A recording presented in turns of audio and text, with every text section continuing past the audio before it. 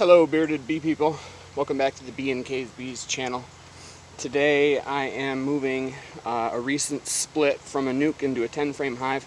I did a video about that last year and I moved it slightly away from the original location, caught some flack for that, so we'll do it properly this time, and I'm certain it's ready for it, so let's get to it.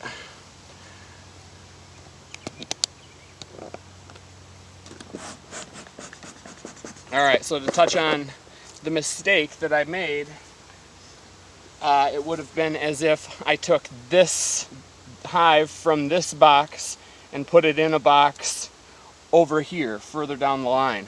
They'll continue to come back to this spot because they've mapped it out with local points, and it'll confuse them, or they will end up going into an adjacent hive.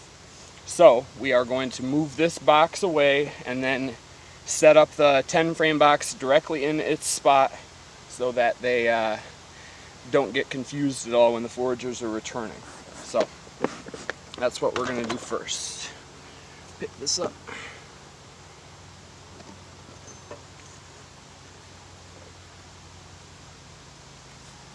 And move it over here for a second.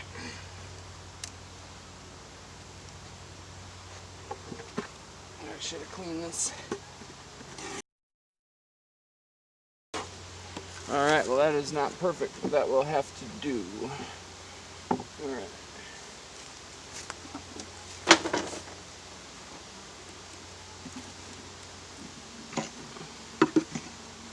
Try to get this fern out of there.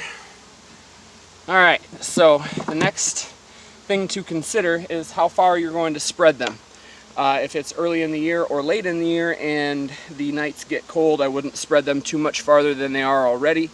It is July 7th, I think, and the nights are nice and warm. So I'm certainly going to take a couple of these drawn frames and put them in the center of their brood area. But do that with caution, like I said. You can spread it too thin for the amount of bees that they have, and they won't be able to cover all the brood, and it'll grow a little bit slower. Alright, you're probably asking, well, how do I know when to move them? Well, basically when they look like that.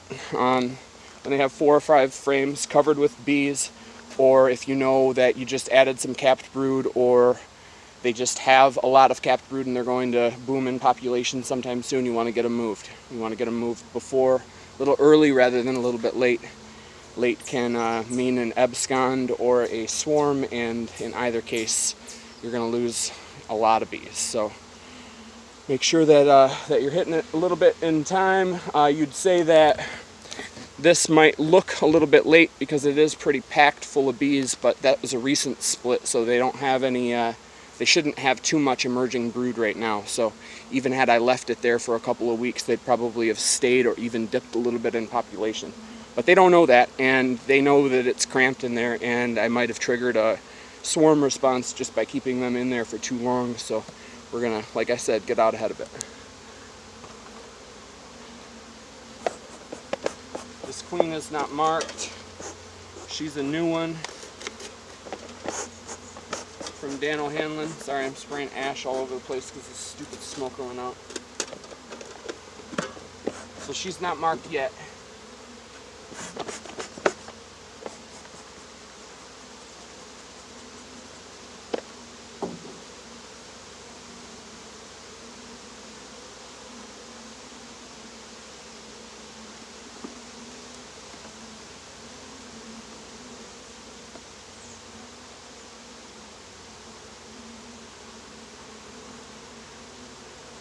Alright, this is the edge frame. It was new when I put the split aside a couple days ago, so they're already getting started on it. They're putting nectar in some of the cells there, so this will go on the outside. Always try to keep your food on the outside. You don't want them to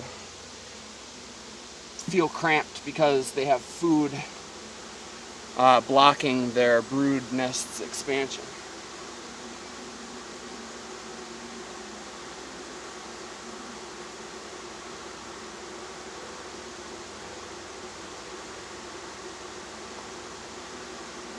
Alright. And then here's the main brood frame that was set in there with them when I set the split out. It's all capped. It's beautiful.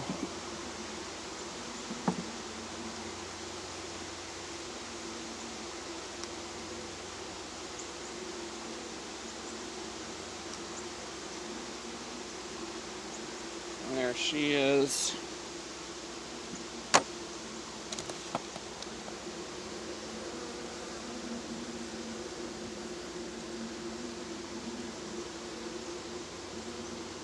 And oh yeah, she's at the top of the frame there, coming back down, looking for an egg to lay. Or looking for a place to lay eggs. She's a beaut. She's a VSH daughter. Part of my genetic project over the last and next few years, combining VSH and Buckfast and Russian and local feral bees. So if you saw that, I just put an empty, here I'm going to flip this around actually, because this side's a little bit flatter. I just put an empty in between those two good looking brood frames. It's drawn, but it's empty, so she'll be able to start laying in that immediately. There's more than enough bees to cover that frame and these as well, so I'm not worried about that. Like I said, and I'll say it again, if it is getting cold at night, you really want to be a little bit more worried about spreading them thin.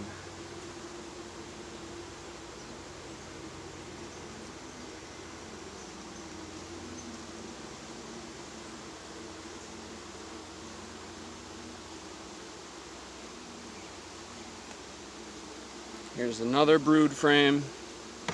Looks good. Boy, I'm glad I got to this when I did.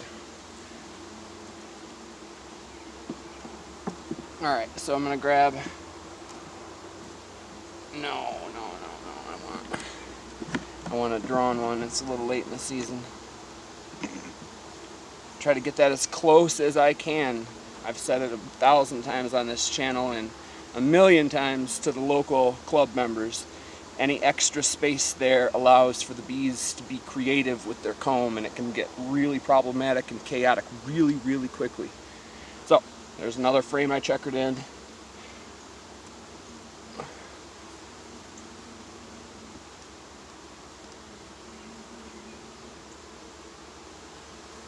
And then the last one is food. This was another brand new one, so they're doing a lot of work.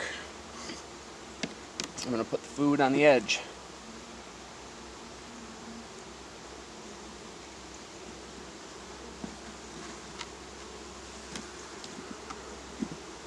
Alright, now snug those up, try to push everything to the center.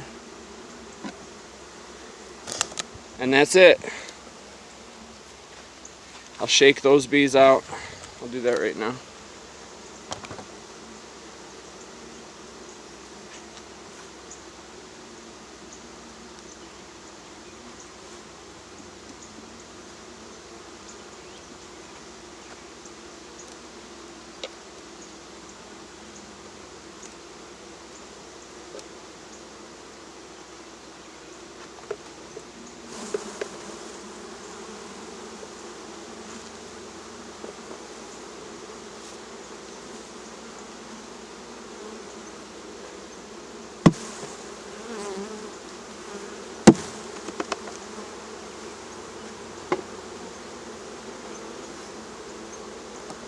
Alright, so that's it. The only thing I did differently from last year was making certain, and it's obvious when you really think about it, making certain that the new box that you're putting them into is in the same location as the old one. You can see they're not confused in any way.